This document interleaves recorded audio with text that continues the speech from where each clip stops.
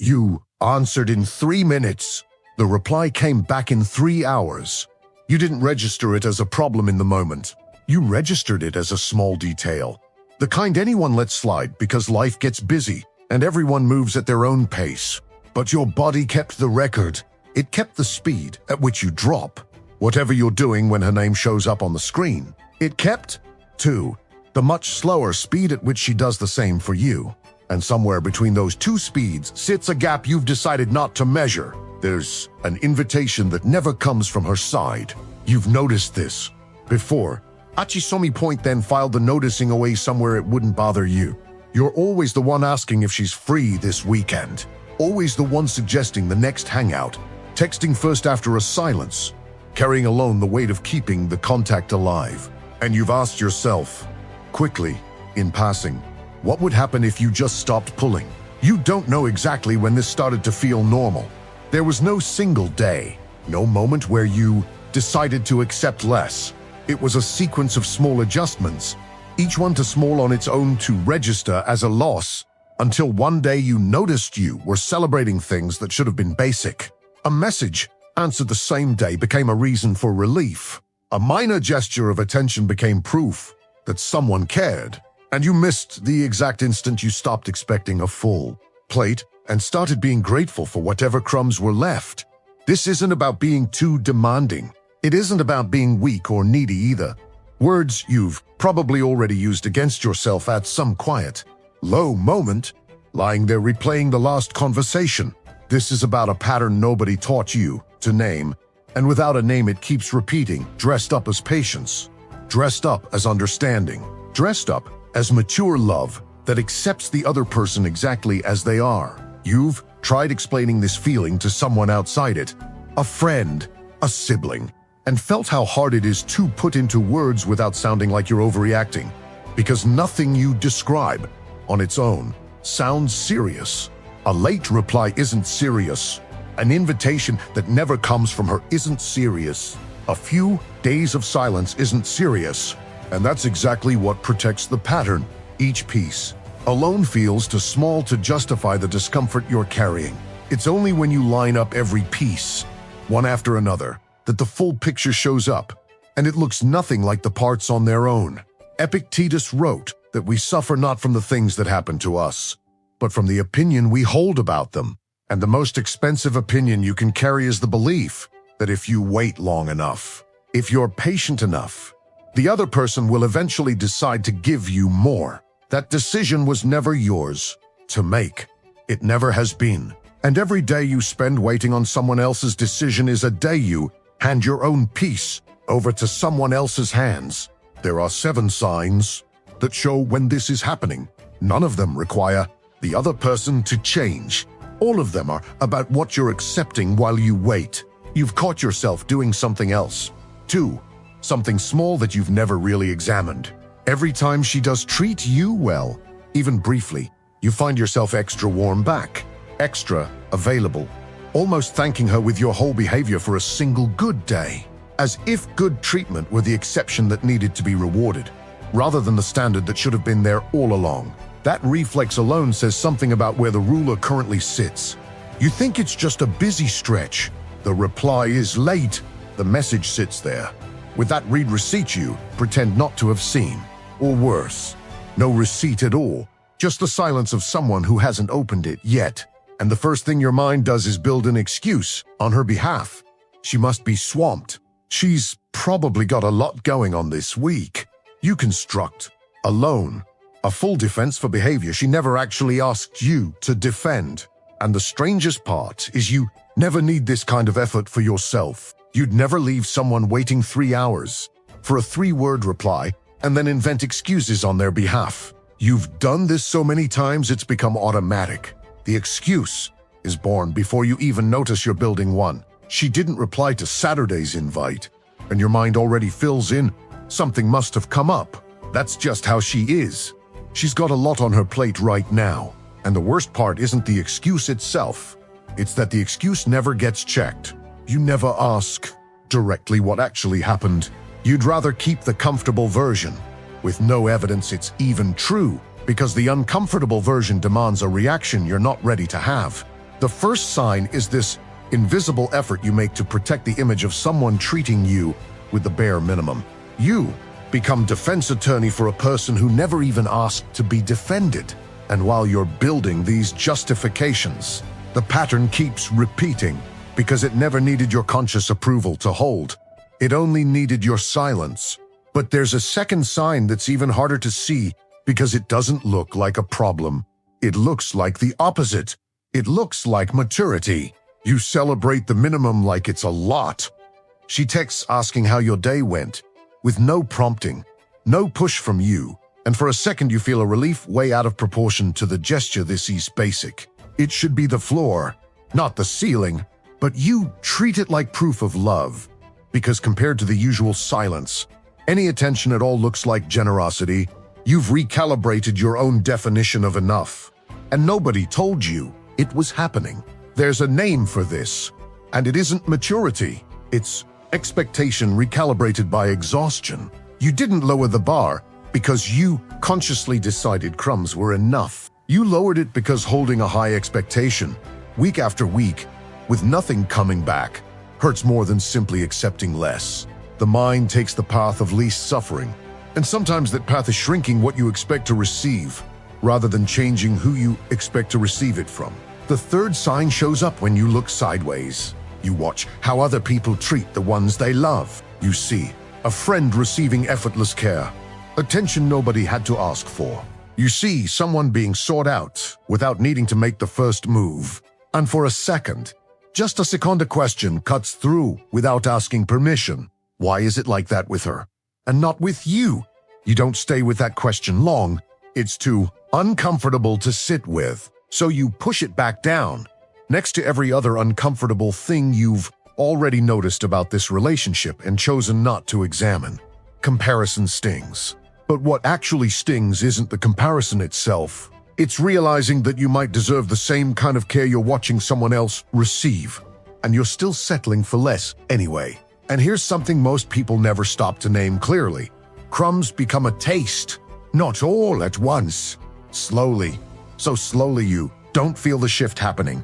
You start out expecting a full plate, the way anyone starts out expecting one. At the beginning of any relationship, any friendship that matters. But after months of getting little, your body starts adjusting too little. And what used to feel like neglect starts to feel like too much. Average attention starts to feel intense. An ordinary gesture starts to feel excessive. You're no longer measuring what you get against what you deserve.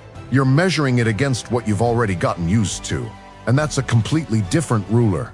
If you've watched the video on people who drain your energy, you'll recognize this same mechanism from another angle, because the body that gets used to receiving little is the same body that gets used to giving too much without noticing. And the two patterns feed each other quietly, without you ever naming either one. And what if crumbs became your normal taste? That's the question that stays. Because if it did, the problem isn't just the other person anymore. It's the ruler you're using to measure what's enough. And unlike the other person, that ruler is entirely within your reach. The fifth sign is fear. You've thought about asking for more. You've rehearsed it in your head, what you'd say if you decided to be direct. But before the sentence even forms completely, a very specific fear shows up and shuts the impulse down. The fear that if you ask for more, you might end up with less than what you already have. The fear that demanding clarity is the exact move that finally pushes her away for good, and you'd rather keep the guaranteed little than risk ending up with nothing. That fear looks like protection, but it protects the relationship, not you. And there's a huge difference between the two. Marcus Aurelius wrote that you have power over your mind, not over external events, and that realizing this is where real strength lives. You don't control whether she give you more. You never have. What you control is whether you keep shrinking your own needs to fit the small space she's decided to offer. That shrinking rarely feels like a choice while it's happening. It feels like adapting, like being easygoing, like being the kind of person who doesn't make a big deal out of things. Adapting downward, over and over, is still a choice, even when it's made quietly to pass as personality. You've probably noticed, too, that this fear has an internal logic that feels reasonable in the moment but doesn't hold up under closer look. You think, if I ask for more she might pull away, and I'd rather have a little of her than nothing at all. But what that logic hides is a simpler, more painful question. If asking for the basics is already enough to drive someone away, what exactly are you protecting by staying quiet? It isn't the relationship. It's the illusion that the relationship, as it stands, is already the most it could ever be. The sixth sign is quieter still. You've already rehearsed the conversation about asking for more and backed out before saying a word. In your head, you've already organized the whole thing. The right words, the right tone, the right moment.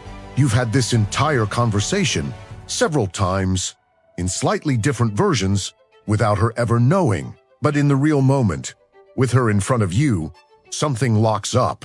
You swallow the whole sentence and swap it for a light comment, and wait to it one that doesn't ask anything of anyone. And afterward, alone, you feel a mix of relief and frustration you can't quite name. Seneca wrote that we lose more time fearing to be alone than we would lose actually being alone. And there's an uncomfortable truth in that line most people would rather not touch. The fear of ending up alone usually weighs more and lasts longer than the actual solitude it's trying to avoid. You've had days alone that passed quickly, no drama at all, but the fear of getting there, that alone can occupy months of headspace, shaping every decision, every swallowed request, every ask you keep to yourself to avoid the risk. You didn't back out because you lacked courage. You backed out on some level you would be, and you'd rather not confirm what you already suspect. It's easier to live with a comfortable doubt than an uncomfortable certainty. But comfortable doubt has a cost, and you pay it in small doses. Every day you keep waiting for something that might never arrive at the size you actually need. Maybe you've noticed, some night alone, that this pattern didn't start with this particular relationship. Maybe it shows up earlier, in other people, other bonds that also asked more waiting of you than any relationship should ask. And if that's the case, the work isn't about this one person. It's about the ruler you carry into every relationship that gets close, and it needs adjusting from the inside out, not the other way around. And the seventh sign is the hardest to admit, because it isn't about the other person. It's about you. You've stopped being able to tell care apart from habit. She does something small, and you feel something close to deep gratitude, a warmth in your chest that feels like being loved. But then, in a clearer moment, you notice that same small gesture would be for anyone else in your life, just the bare minimum expected. You've lost the ruler, and losing the ruler is more dangerous than any earlier sign, because the other six you can still name from the outside. This one, you only see from the inside, and only when something forces you to look. That's the moment the question changes direction. It's no longer about what she gives you. It's about what you've decided counts as enough, and how long it's been since that decision got a real, conscious review. Notice what connects these seven signs. None of them show up as a single dramatic event you could point to and call the moment things went wrong. They show up as small, repeated withdrawals from an account you stopped checking a long time ago, and an account nobody checks looks balanced right up until the day it isn't. None of them require you to confront her. None require a speech, a scene, an announced ending. All of them come down to one quiet thing that happens entirely inside you, the ruler you use to measure what's enough. When that ruler shrinks, without you noticing, you start calling little a lot, calling crumbs a full plate, calling patience something that's actually fear wearing a nicer name. Seneca wrote that no one can be harmed except by themselves. That doesn't mean the other person carries no responsibility for what they offer or withhold. It means the decision to keep accepting little day after day, without ever revisiting the ruler, is your decision, made in silence, repeated so many times it stopped feeling like a decision and started feeling like just the way things are. Stoicism doesn't ask you to demand everything from everyone, or to end relationships at the first sign of imbalance. It asks something simpler and harder at the same time. It asks you to stop treating little like it's everything. Asking for more isn't neediness.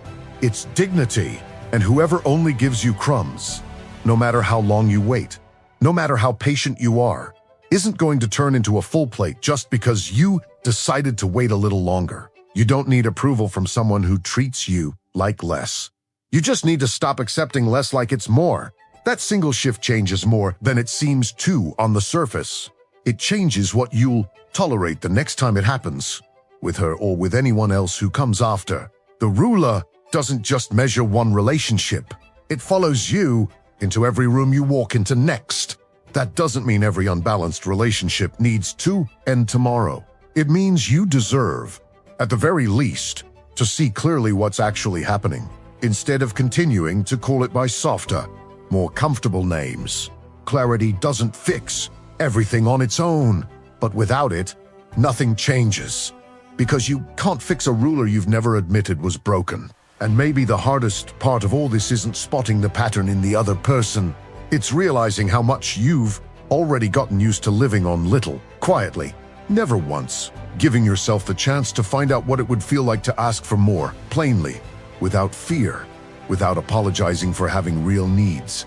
You weren't born trained to accept crumbs. That was learned, slowly, in relationships that never taught you anything else. And what gets learned can, with time and attention, get unlearned. Somewhere in that process is a version of you that used to expect more before any of this started. She's still there, not gone, just quiet, waiting for the ruler to be picked back up and used the way it was meant to be used from the start. Which of these 7 signs did you recognize first? Write the number down below and write down 2. How long this has been going on. No need to write any names, just the number and the time, because putting it into words, even if it's just a number and a length of time, is already the first move of someone who's decided to stop measuring their own life by the ruler of someone who never offered enough. Marcus Aurelius wrote that it's in the nature of the rational mind to be satisfied with itself when it acts with justice and to find serenity there. Justice, in this case, starts with you, with no longer calling the bare minimum generosity, with no longer waiting for someone to decide, one day, to give you the full plate you've deserved all along. Serenity isn't settling, it's the state of someone who no longer needs anyone else's approval to know their own worth. It's quiet, not because nothing is happening, but because nothing outside you is running the show anymore. No one can be harmed except by themselves.